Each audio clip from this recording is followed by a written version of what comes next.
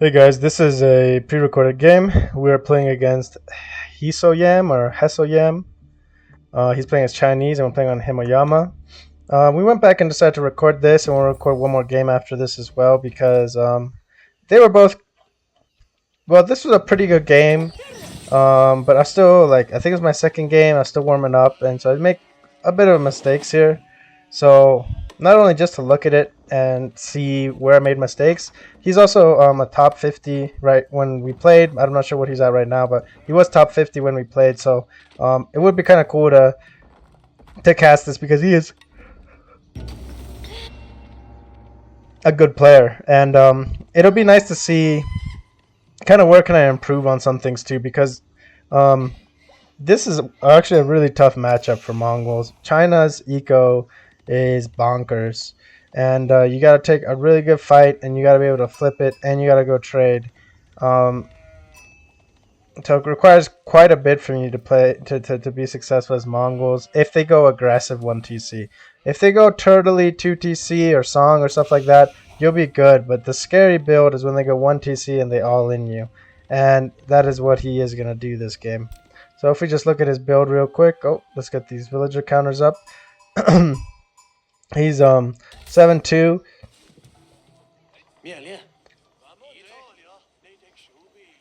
A little funky pathing and rallying to food here. And we're doing the same thing. He's got himself 7 sheep. Nice scouting pattern straight across and over.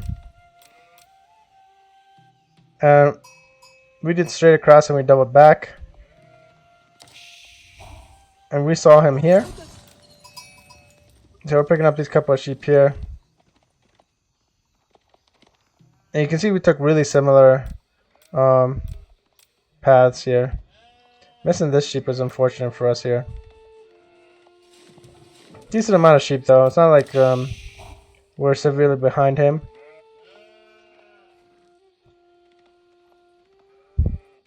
And now what we're doing, we should be both he's actually trying to make the most out of his scouting on his way back, which makes sense. And we're trying to get the most out of this up here and try to get what he hasn't scouted yet, which I assumed was over here because I thought he had shot straight across. So if you look at me rallying here, this is where I'm headed to because I don't think he had scouted this, but he had actually scouted this at this time. But it's no big deal. The big thing is this big upper corner that we haven't, that neither one of us have scouted yet, right? So I reveal myself just because I want to see what he's aging up with. Imperial Academy doesn't tell me too much yet. Doesn't tell me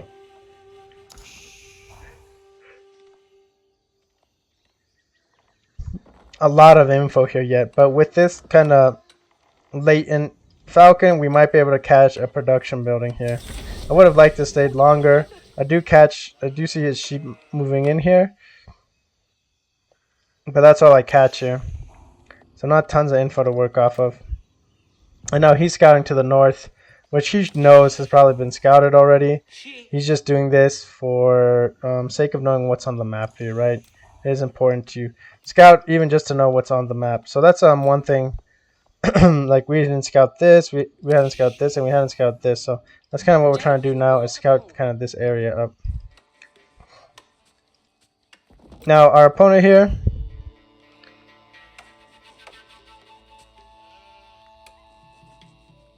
kind of prepping himself up, very heavy on wood, so this is a production boost, or he's trying to rush production. Housing, he might get housed here for a little bit, about it looks like about 10 seconds, about a half villager on his build that he got housed here, so he did put himself back a little bit. But as you can see, we're still, we're Mongols, so we're a little bit further behind anyways, as is. And what he does here is he rushes an archery range.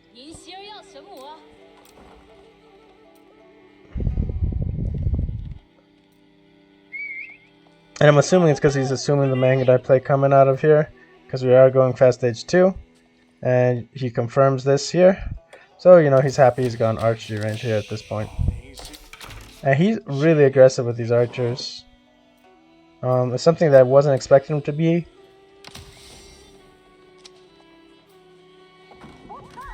He's dropping a stable. And this is where we're going to go scout. But instead of scouting him, we scout this back area first, which is kind of a mistake in my opinion here. You know, I can't see what he's doing right now. No idea.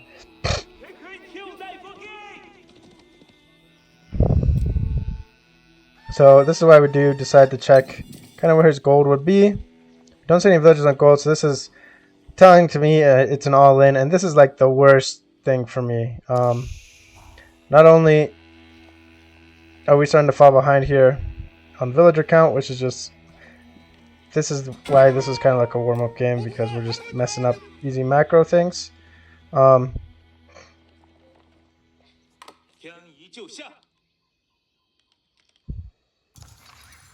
This eco with two villagers boosting. Over here he's boosting 10 villagers. Over here he's boosting 14. He's getting 20% more. That's a lot more eco he's got here going on. So we don't see this. Very aggressive play.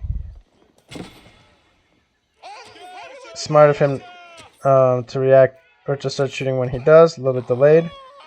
2 villagers down on top of this, and this is why this game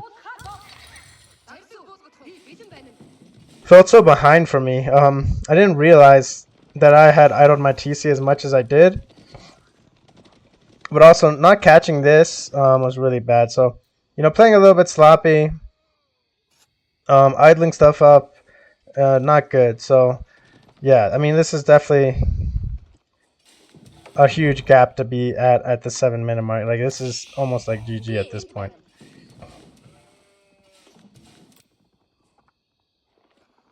He's sending his archers back and contesting us here with the Mangadai. And we're going to try our best here to basically raid our way back into this game.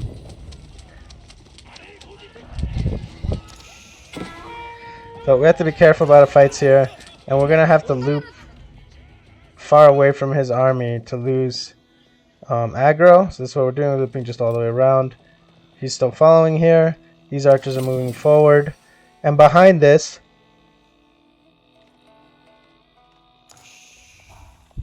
is he going pro scouts behind this? He is. So he's already got the pro scouts locked in. He's got 4 scouts. So he's locking that in. We've got another group of Mangada that we stuck past. A little bit unfortunate here.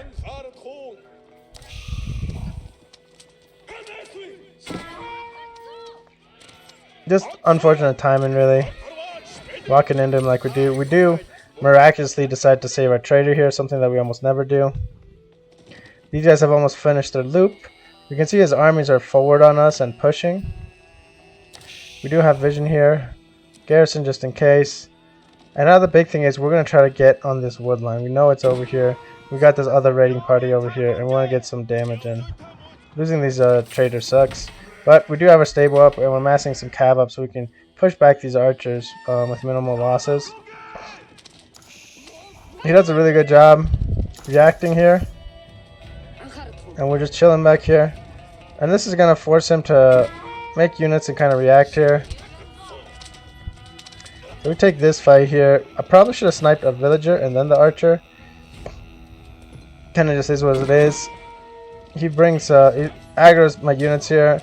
Honestly, which is a good thing because I should have been attacking here and cleaning this up before, and I hadn't been. So definitely a plus. Us not seeing this scouting, pro scouting going on was a pretty big fuck up on our part because we had no idea he was pro scouting at this point. Until now, basically. Let's see if we spot this. Yeah, we're spotting it now. So now we're heading back. We deny some gold here. And we're going to deny a little bit of food here. Another villager kill, which is big. He's edging up the castle though. Archers have arrived. Horseman has arrived. So we gotta back up. And we just gotta get damage where we can here. I think we're trying to snipe this IO.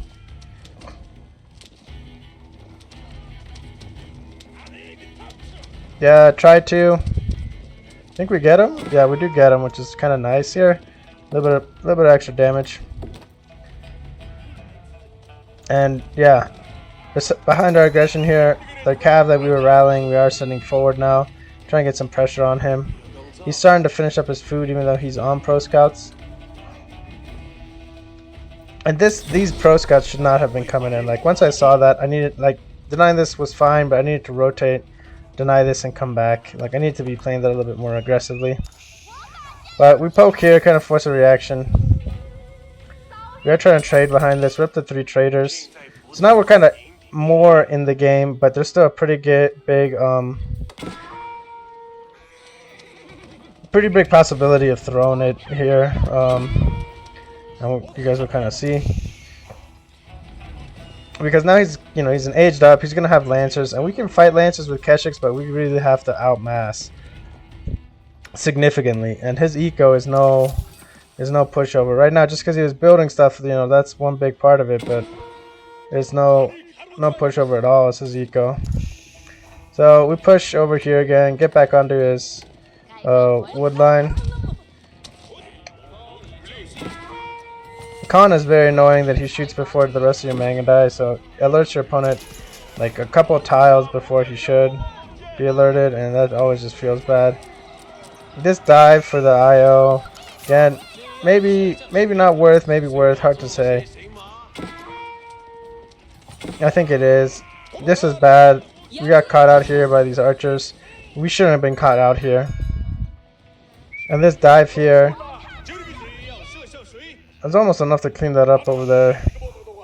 So these are little opportunities we've made that we could have capitalized on. We are in the back here, a little bit late. We are going to deny this tower, which is nice.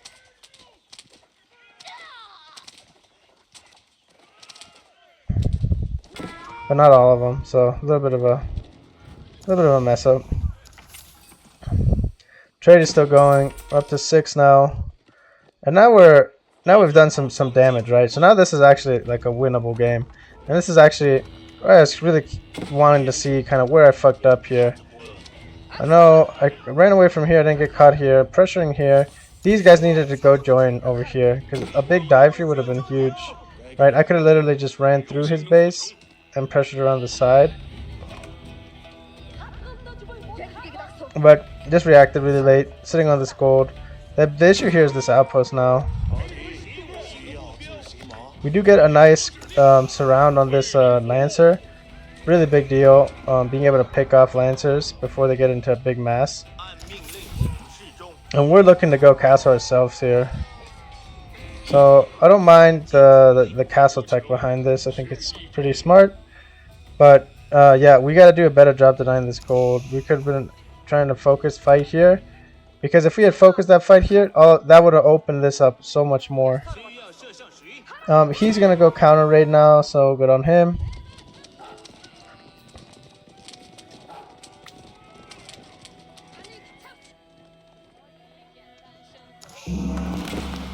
But yeah, I guess this is one opportunity we missed here. This was where we could have been pressuring this, forced these archers to come down, and we could have brought this army over and around and denied a bunch of wood. So that was a big kind of a tempo point we could have made better. He's getting on a deer over here. Now we're losing villagers. This is a pretty big thing because we just got on that deer and we don't really have food in our base. 7 traders. Losing villagers now. Armies here idle, not doing nothing. Again, this is something, you could come around with these Keshik. You could get some nice dives here.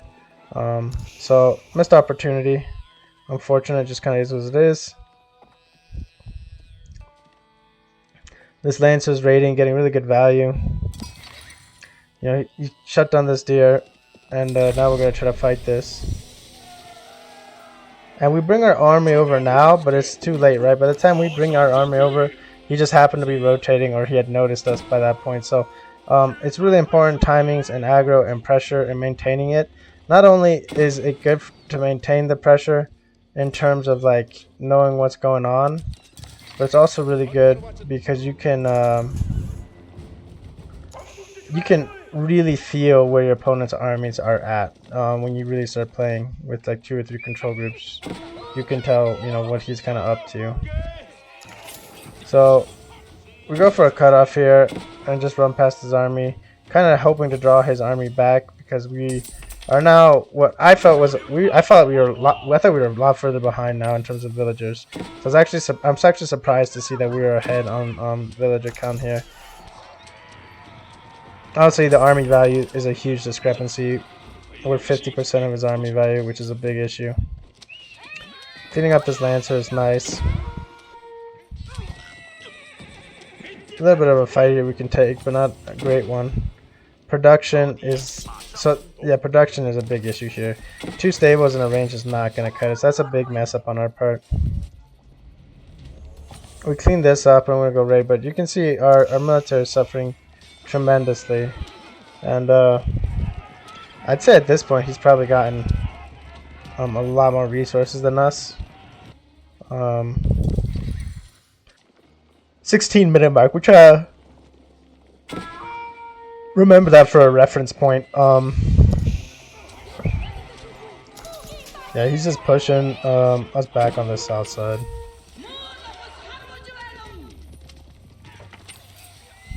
This is a big loss, big waste. Nothing gained from that at all.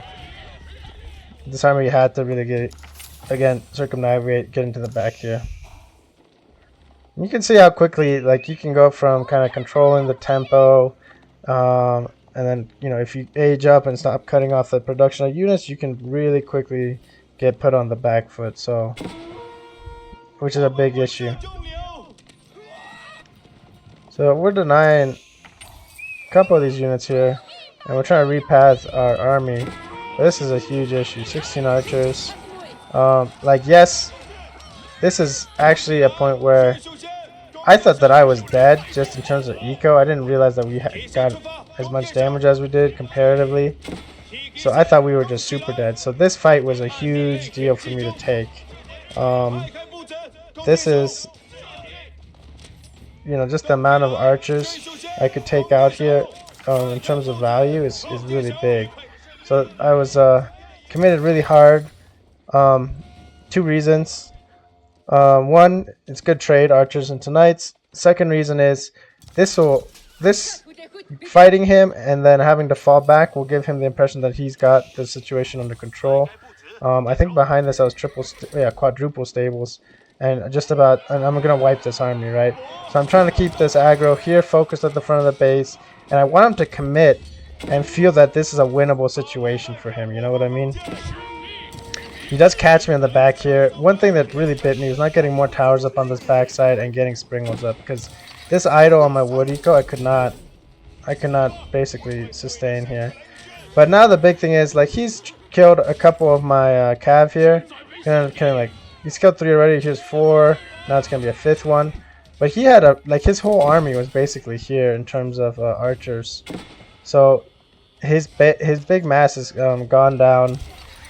And this is kind of where he's committing his fight, and we're just going to bring the Kurultai here, and then all of a sudden this is just going to be a mop-up. This is unfortunate in the back here.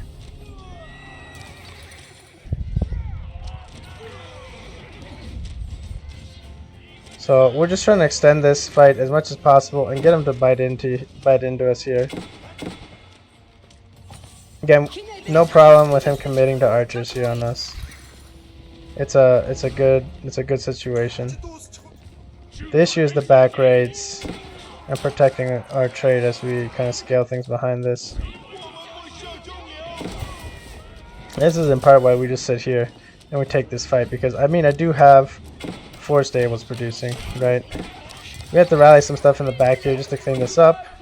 But under Kurultai, with my con, defense arrow, like, you can tell that, like, even though he's focusing everything here and it's all archers, he's you know, he's falling back. He can't just sit and fight us, right? He has to invest micro into here while we can just kind of move and focus on other stuff here. So he does end up killing a bunch of villagers, and now he's kind of equalized the eco.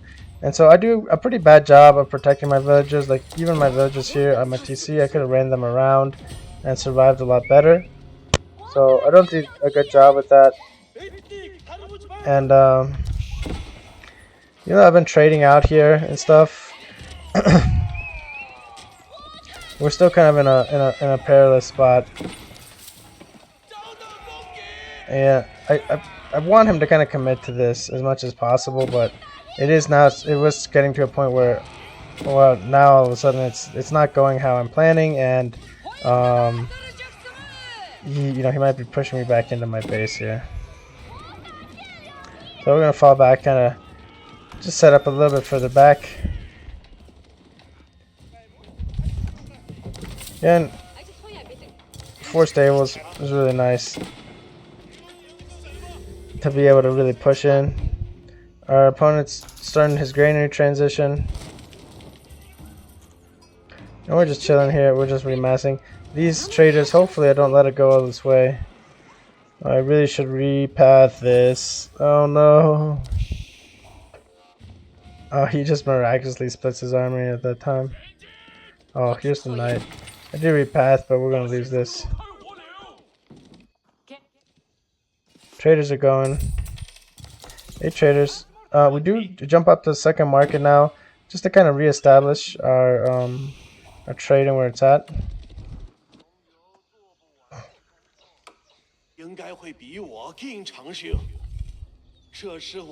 Grain transition. That's a big old archer army. And he's feeling really confident about investing into archers as much as he has. He's making lancers, but he's keeping his core as archers still. And I think a lot of it, you know, we're trying to make him do that as much as possible, just to invest heavily into it. Because I did want to just flip the fight with a bunch of cav and then be able to counter raid. So that's kind of just the objective here. I could have done a much better job just protecting my eco after I had survived. So yeah, a lot of this was just sloppiness in terms of dealing with raids and vision, which comes to towers, especially as Mongols. He is stealing this relic from me. He actually did nab 2 relics right from under me. I was going to go out and pick up a relic over here, and he nabs this one. And then I was going to go back and pick this one, but he already nabbed that one, so I got kind of screwed there. His army moves to the back here. We're going to lose a lot of traders here. It's kind of unfortunate. It's a bad fight.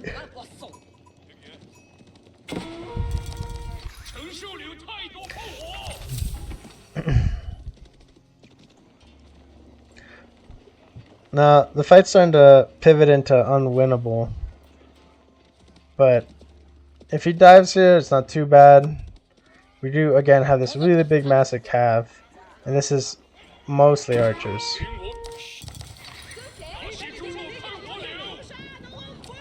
So he's in our base. We got a couple of towers. And now he's kind of committed into this. And this is kind of what I was hoping for him to do. So do this kind of a push. And then catch him off guard. And he doesn't have a lot of spears or anything here. This is mostly archers. So this is going to be a really good cleanup if we can get it.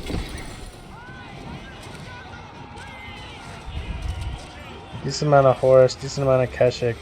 So, really winnable fight. Kurultai gets up here, which is going to be huge. It's a really big deal for these prolonged fights.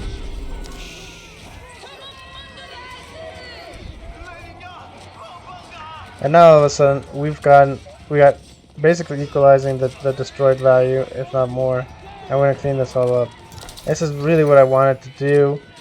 And, you know, kind of flip the script on him. So we get him to feel really overconfident. You know, he's been taking decent trades, and dive in, and we're able to sweep around and kind of clean up his army here, which is nice. Kind of frustrating pathing there. So good value, and then we wanted to transfer this into aggression, right, and go poke and aggro. We figured he's on granaries and stuff, so this is okay. I like this, but you know, a big thing that we messed up is behind this. We still haven't dropped towers up on the back of our trade, securing a trade. Still gonna lose villages in the back. Springle Towers. Ubu is, yeah, nothing's coming in from the Ubu. So we need Springle Towers in the back. And we also need to do a tech switch into Springles, right? We know he's going to make a ton of Spearmen. So we're starting to mix in Mangadai, but we already know Mangadai don't have the greatest DPS. And we only have one range. So this is kind of where we're running out of food, trying to food transition. And we're not adequately transitioning our military behind this, and we push into this. We burn through this, knowing he's just winding this up, and we push into this, and then all of a sudden, I decide to I have two choices, right? I can just dive out of here. I think is what I do. I thought I stayed in there, so clean up this little raid here. Up to 13 traders. 3 markets now, trying to escalate our tempo here. And this is a good fight to take here before his spears catch up. You can see how low the damage is. Over here, unfortunately only one Mangadai. If we had multiple Mangadai here, this would be really good. Oh, this would have been a really big deal with a nice ball of Mangadai. So that would have put us back in the game because he would have ran out of gold. And we gotta shut down this wood and force a big idle time. This kinda is what it is.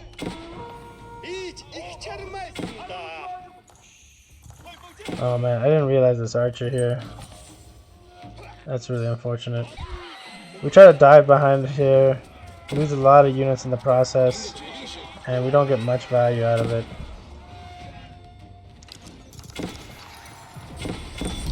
Are looking to find more. We do notice here we lose one villager, so really annoying with his archer here.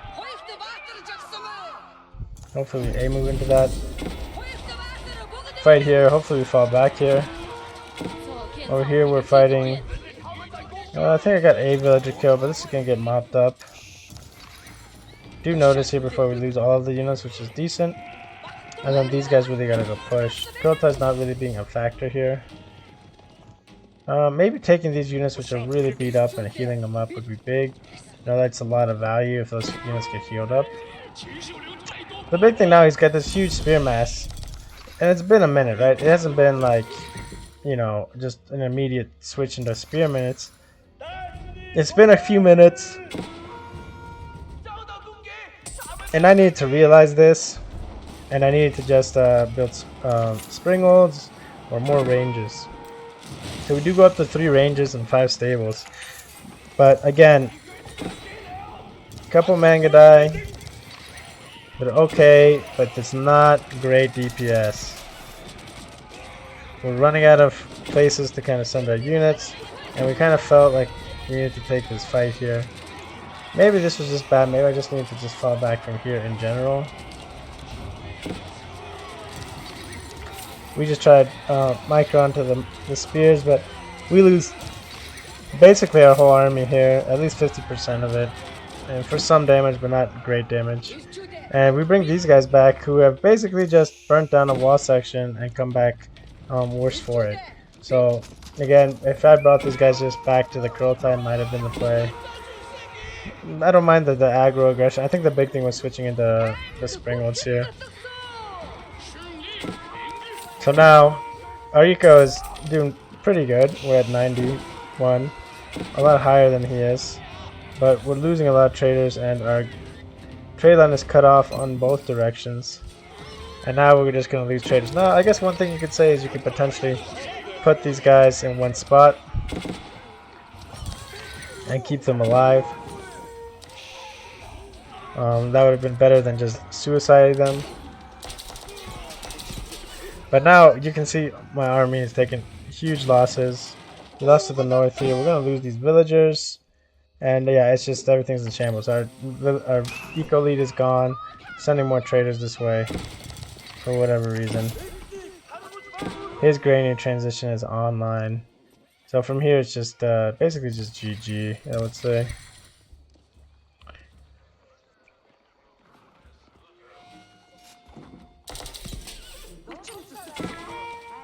Maybe potentially I could set up archers and stuff and like fight back if I was playing a little bit more traditionally, but yeah, it's too late. I'm switching into Manga now, but you know I've been wiped, so it's just like, how useful is it now that I'm dead? And now I'm switching into Springolds, right? So here's my first Springald here. And like if I had these Springolds out sooner and had a mass sooner, I would have been in a much better spot. And again, here's another thing. I just needed towers back here. Towers and Springolds. Uvu has been idle for 25 minutes or whatever, 30 minutes of this game now. Or 25 or 20 minutes of the game. And you can see we're doing okay here and getting decent damage. The Kurultai is really helping us here to trade out. But our base is getting dove. We're losing a lot of stuff. We're gonna try to rush up some towers here, which just kind of is what it is. But our front line here is starting to get really worn through, and it's again just a DPS thing. But Springald is actually helping quite a bit.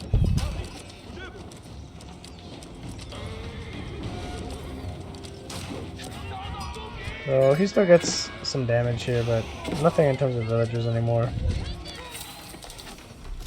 His wood going, rotating on to another wood line with a fortress.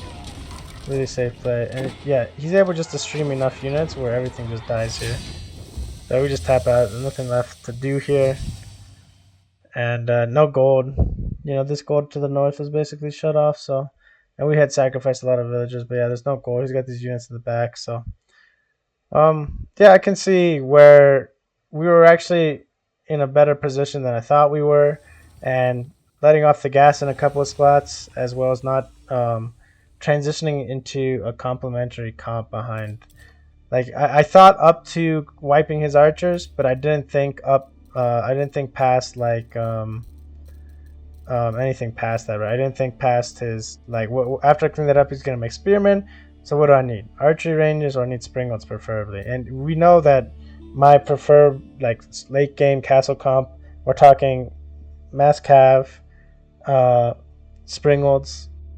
And I think honestly just Springolds now, but I mean you can probably do it with mangoes too, but I think in castle it's just best to go Springolds. It's just a lot more effective DPS, I'd say. Okay, and then we'll get one more game.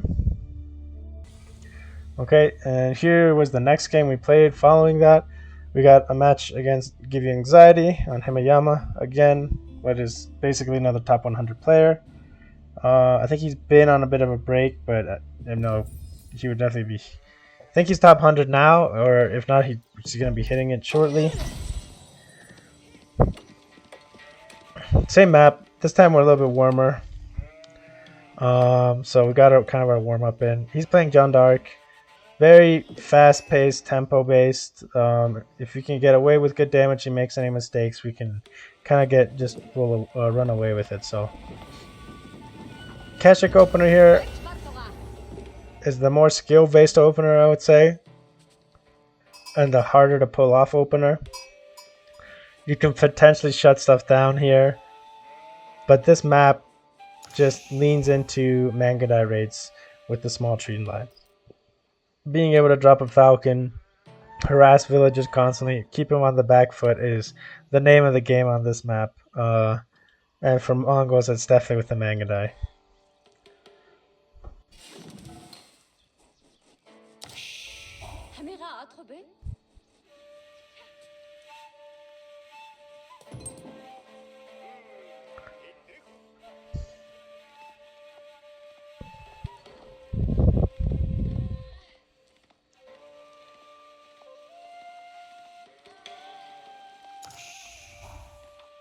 So scouting his base, we can see what he's doing here. We have a kind of a funky pattern. He does kind of have a funky pattern too. Not necessarily ideal. We should have killed this. That was 2 shots. 2 shots is a dead scout. So Big mistake on our part here, not killing that. Honestly, didn't expect him to walk into it, and so that's why I didn't even like expect it. So he might have been warming up or playing a little sloppy too. So that's definitely like one sign of a player not really being, at least in higher elos, of a player being a little bit off. Because he's not, when you don't run into TCs when you're playing really on point. Okay, he's aging up with school cavalry. Just John. Okay, no, with 2 more vills. So there's going to be a fairly quick timing. And we were just finishing up scouting. This area, we picked up a couple sheep. We knew his scout was over here. So we figured that now he's going to be hitting this corner where we already hit. That we knew he's already hit probably this southern corner. So yeah, we were going to try to find some sheep over here. What we end up doing is seeing these ones here, which kind of indicated to me that he went around the border like this, like he did. So what I decided to do is just go through the middle here. I'm going to drop off, and then I'll double back and check that that stuff. Because I'm pretty much certain that he's already gone through here, and which he has. The only part that we haven't scouted together is this right here, and there's no sheep. So yeah, that's just kind of something that the more you get in tune with scouting patterns and stuff like that, the easier it is to make those certain decisions.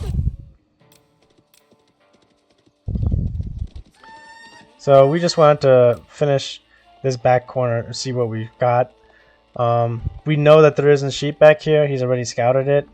We're potentially going to idle out villagers, but I want to be able to just scout this and see if I've got wood lines, gold, berry, etc. And what we do see is a sheep. So we are going to grab that sheep here.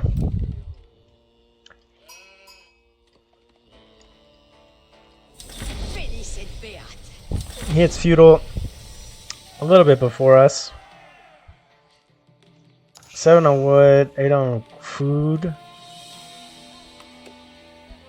Kind of a funky macro. It looks like he might drop an archery range. And he does spot our range. Most players, once they see this, they're going to expect just a couple of manga dice. 6, 8, kind of where the limit is in most pro play, and then just switching into archers.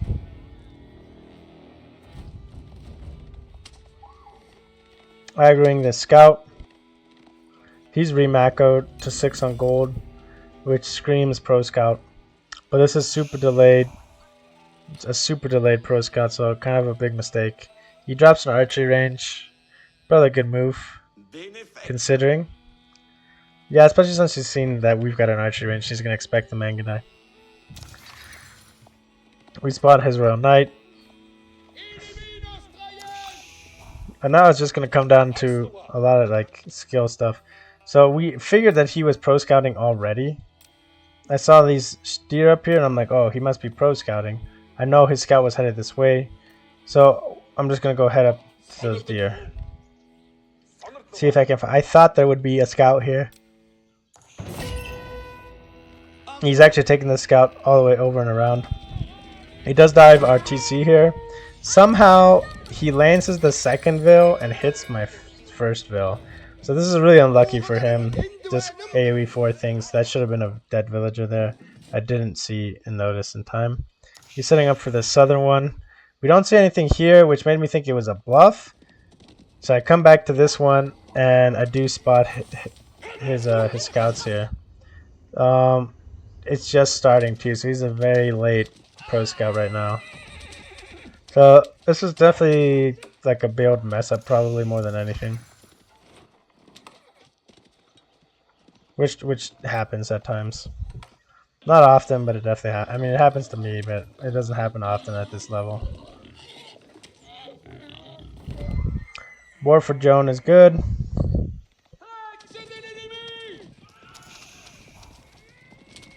And since we see the various scouts, we know he's going to try to pro scout, so we can take this time to establish map control, get damage, and we know we have like the military like superiority right now. And honestly, we should have just... And this is the thing, like, I didn't even think about rotating back here and trying to hit this wood line. Because I figured he's just going to run out and scout. I didn't know that his professional scouts had just come in. This is a very late pro scouts. When I saw these guys here, I thought, oh yeah, it's just about to click on. No, it was actually just a super delayed pro scout. So otherwise, I should have just rotated around the back and harassed here, and let my reinforcements deal with it. You know, I'm leaving one guy up here just to cover this. Give me the heads up. I figure he's not going to engage, and he's going to head for over here, which sure enough he's doing. And I should have just taken all of these guys and just gone around the back and got into the wood and the gold. I know that that's kind of where the lifeblood of his eco is at, right? Like, even if he picks these deers, it's probably worth it. A little bit of delay here getting onto him here. Unfortunate, not in the world. We need to re-aggro onto this scout. Okay, at least we do that. And we just have to, once again, re-aggro.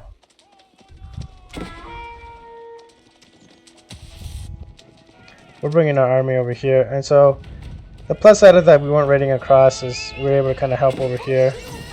We focus down the John with our attack speed arrow. I think he didn't expect us to do as much damage as we did, but we have our +1s up, which is a really big deal. It's quite a bit of damage, and this is basically like 10 archers of damage, right? People sometimes don't realize that. One Mangadai is 2 archers basically. He immediately gets Joan back up, but we've mopped up his army, and now he's in a really unfavorable position. So I've lost that much army early, and scouts and stuff like that. And here, again, this is one of those things where I'm like, oh, I know he's pro scouting. I'm going to try to deny stuff. I went I think too much of a wide berth here. I could have denied these scouts a little bit cleaner. If I'd gone immediately, I would be here right now. I'd be killing both of these. So I fall back, and this is just one of those things where hindsight's 2020, and this is why vision is so important in these matchups. Stable's going up for us now. We know he's going to commit into archers, so we're just going to do our tech switch behind it. But yeah, I mean, this is why vision is so important. If we had seen this and kind of when he starts that pro scouts and stuff like that, we would have had a much better idea in terms of what to do with this army over here when his scouts were here and starting to head up this way, or before they headed up this way. We would have known that that pro scouts hasn't come in yet. So one thing I kind of wish the buildings had is when they are upgrading or getting an upgrade, there was some sort of icon or glow or something to know that an upgrade is being got, because yeah, I think it would add a layer of complexity to the game in terms of readability for players and appropriate responses. It might make it might have the opposite effect where you would know what to do in every case. I think that level of detail would be a good thing. So over here, what we're doing is we're wrapping all the way around his base and staying out of vision. If we look at us here, you can see where we're routing, and basically that's to stay out of this vision here. We know that there's a ton of vision. I figured it was to this gray here. This is why we stayed so far away. Over here, he's securing another deer pack. So lots of deer he's getting secured, which is a pretty big deal. And we drop our scouting falcon barely in range. Actually, would have been just out of range of his vision. And getting 3 villager kills is pretty big. And then his reactions here were really slow. So probably an off day or something, because typically that won't happen, right? So I dive to get 2 more villagers. Maybe debatably worth it. I think it's probably worth it, but guild hall is going up. Very ballsy position. He does see my army. I thought I was outside of vision, and I wasn't. Over here, my cav, I noticed that he could be potentially going to here, and we were able to take John out again, which is a pretty big deal. You know, she's expensive on the gold cost, so 250. And yeah, we're able to secure our side fish, which is nice. But we are gonna lose all these Mangudai here. Oh, he backs up. He could have. I think he could have killed us there.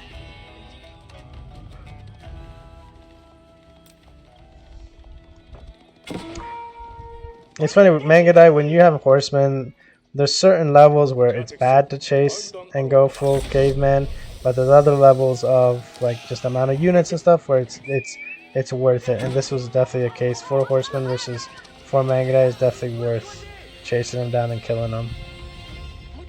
He starts picking my my deer here, which kind of sucks, but it is what it is. Behind this, are we trading? Yes, we are starting to trade. 59 per trip is pretty good. Cat should come over here to help, as well as this army. And at this point, we've done decent eco damage, and with the trade behind this, this puts us with a pretty decent lead. Destroyed values also on our side here. This is much more typical reaction to these kind of raids. He's gonna see it, he's gonna react to it. You're not gonna get damage in. This is a mistake, you need to back up a lot more. So we do react in time, so that's good at least. And we are massing a bunch of units. We know he's not on here. If we look at our vision, we knew he's not mining wood here or here, so we knew he was over here. This is why we dive with our main army here. Catch him a bit off guard. Decent trade with Keshiks. A couple villagers killed. Really nice. Again, Scouting Falcon is so big here. He does not have the vision that we have. You can see these forests really annoying in terms of how they block vision. And I needed to right click a villager. Those Mangudai alerted him to the raid way too early. So we're able to snipe one more villager and we're back out. Over here we're still looking for damage. And we're still just resetting.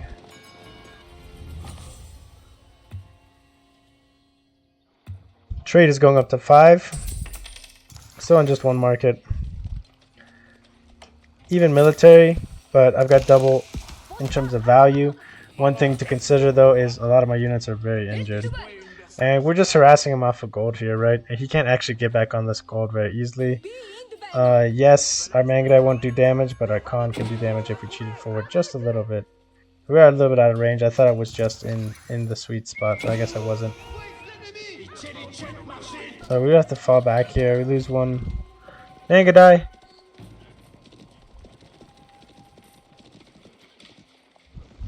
That's something I should have been a little bit more cognizant of. Like with my vision here, I should always see this purple dot and should be reacting. So we'll come over to help over here. This is an all archer army. This is a really easy wipe for us, but we just want to get our techs up. Like we 100% win this fight. This is kind of why he backs up. But we just back up. We want to tech up. This may have just put in his brain like a sense of security, like a sense of that he can push, but not entirely sure.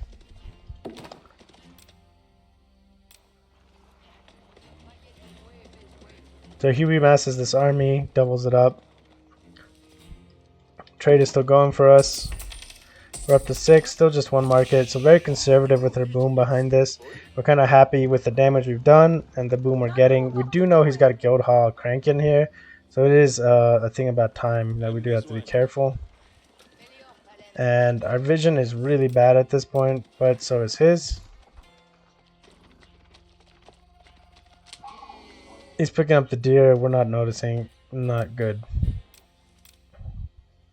And we're just sitting by the crow type. We're just getting that value that we should have gotten in that China game.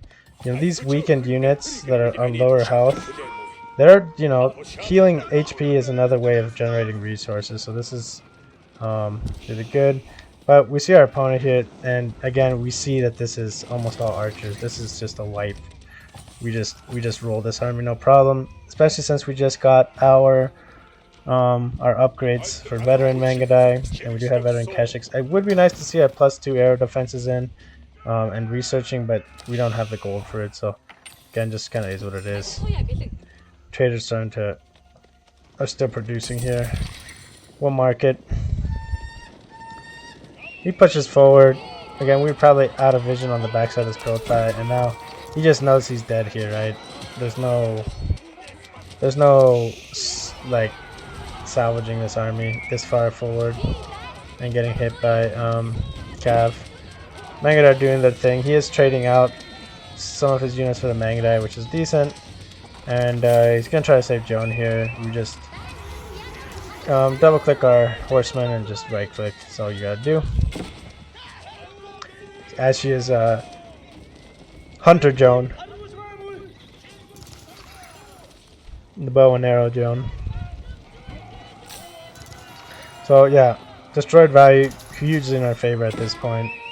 And we decided to go to triple market now and really accelerate our trade, because yeah, we're on 8 traders at this point at the 17-minute mark. So this has been a very slow boom, very conservative, to say the least. That's like a trader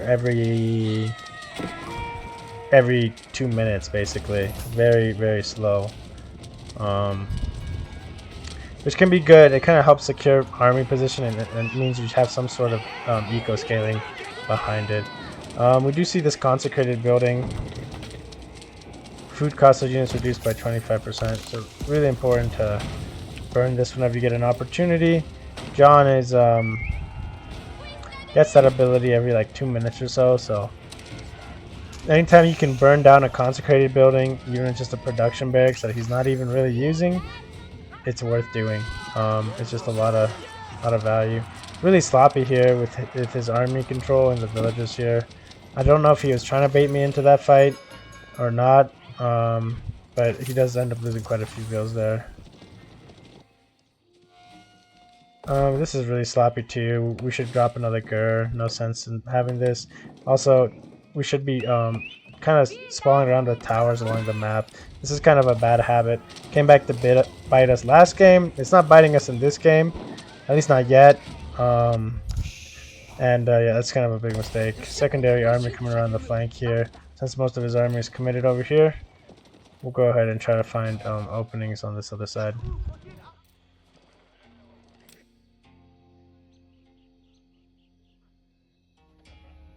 Just a pause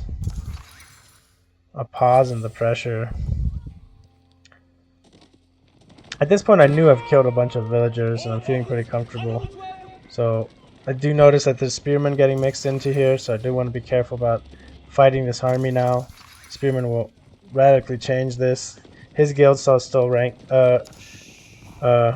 raking in income. 3 markets, now we're up to 13. Ooh, we catch this little pocket while we're fighting over here. Yeah, nice pickup. 4 more villagers, doesn't hurt. Military, army value wise, we're double. These injured horsemen, injured Keshiks, everything's gonna heal up here on the Kurultai. Again, pretty good value considering how many units are getting injured here. But since we're raiding back here and dealing damage, we know he's going to move his army. There it is, and we're moving these units forward and see if we can't get some damage here. Get a scout, 1 villager, 2 villagers, so we're comfortable with that. This is dangerous, a very dangerous game to play. It's a very weird position, so hopefully we don't lose so many units here. There's a couple, not good. Again, it does open up, give us some area to hit the side of the map. And we see that he's moved his woodline over a little bit. But not super invested or nothing like that. Not sure what that Ottoman noise was, but using the Kurultai as a midpoint, we probably could have bring the Kurultai up here. No sense in falling back tons of it as much as we did. This superior mobility improved is really important to get. The difference between the improved and the unimproved version is very, very noticeable and a big deal, especially if you have a cavalry comp. Here we're just focusing on burning down his blacksmith. He doesn't have blacksmith tax. He doesn't have his plus +1 missile defenses. So it's a really big deal for us to do that. His John has leveled up. John is really strong at level 3. Does quite a bit of damage. Lots of mobility. This was so open, it's not even funny. And our army's doing nothing here. So this is a big mistake here on our part. We're kind of harassing and fighting here. He's trying to close in on this army. And we're moving north now, but it's just like this was open the past minute. So this could have been something we'd done a while ago. And this strafe is just, yeah, I mean, if the game wasn't over before, it's over 100% now. Way too many villager kills. And we do kind of a mistake here. I move my Mangudai away and I commit my horseman here. And it's not that I didn't want to not commit my horseman. It's just that I didn't realize... like, I thought I committed into him and then I ran away, but I just committed into him completely, which is a pretty big mistake. Here as well, a bit of a mistake. And so, I should just, like, you'd think I would just run away this way. I don't think he's seen my trade yet, which he hasn't, but he's about to. Okay, he hasn't yet. And so, without wanting to, I end up having to sacrifice this army just to keep him away from my trade, because I had no answer to all of this army in my trade at this moment. I have 32 military production buildings. I've got 5 ranges, 4 stables. So, I'm sorry, 3 ranges, 4 stables, which is really bad actually. For this stage of the game, 23 minutes in, I should be in a lot more. Plus that is, I'm up to 28 traders. 3 market boom has really turned on. It's 34 to 100 eco. It's 1000% over this game. But yeah, if he had like found us now and started to push into there, it'd just be really inconvenient. So I just wanted to sacrifice units instead. We'll just get some burn value over here with the remainder. He'll pull some units to focus. And we'll just go up to Imp, get our techs. We felt pretty confident about our lead with all the damage we had been doing. Defense arrow here is nice, though I don't know if I have it upgraded yet. I do have it upgraded, so yeah, that's why it seemed like it lasted a long time. But even so, we don't trade great. We kill most of this army, but we don't trade really great here. John and riders coming around the side here, maybe looking for some raids. And we're just going to heal up on the curl tie.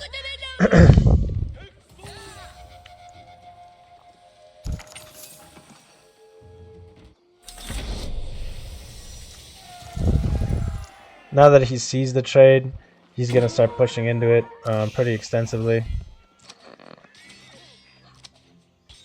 Unfortunate here. Little Mangudai gets kind of found out. He starts going for a trade. We got double outpost going up. We really want to secure this trade post more than our side. But we're just going to pull these traders and go to the other side of the map for now. We just don't have the army to fight this since we just went up to Imp. Even with the massive eco difference. But we are getting a cannon tower here, so we can kind of pseudo hold this position, and we'll just pull our traders over to the other side. At least I sure hope we do. Yeah, we're at 32 traders. Yeah, not a huge deal with the advantage we have right now. Lead Mangudai coming through, which is really nice. Would be even nicer if I kited with these units, especially my con. So yeah, big mistake here. We finally react a little bit, and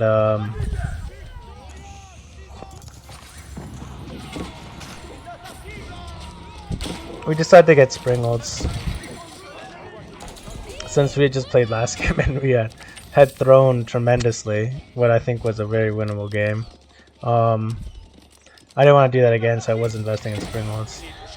Cognitive Palace is rallying, and he's got this army that's pseudo kind of stopping us here. think we've lost quite a few traders. Yeah, we lost like 8 traders. And yeah, we're starting to rally him to the south here, which is fine. Over here, he can't actually commit on us here because of this bombard tower. It's a pretty big deal. And this army gets wiped here, so at this point, any momentum that he had or hope of stopping anything is kind of done. We're trading to this side now. 46 gold a trip. It's not great, not as good as it was over here, but still respectable. And we honestly could probably drop a market here at this point. This Gur is another big mistake. And we're just fighting this, but it's not really a good fight per se. And we also have stopped raiding. This is kind of just a mistake that sometimes we do in general, is things got really focused and we're trying to deal with this, and you want to commit everything here to fight this, but really what you need to do is you need to peel from these 13 Mangana, you need to peel 2 and go around, and you need to peel 2 and go around. Instead of 13 you'll have 9. And you just get some control groups over here to go raid. That being said, our Kagana Palace did spawn Palace Guard, and all I'd ever do with my Palace Guard is I just A-move them. I just A-move them across till they bump into something, and then I split them. These Palace Guards are fully upgraded, 210 health, very good units. I catch him on a food rotation here. This is a really big ball of Elite Mangadai. This is 12 now. This is actually a ton of DPS.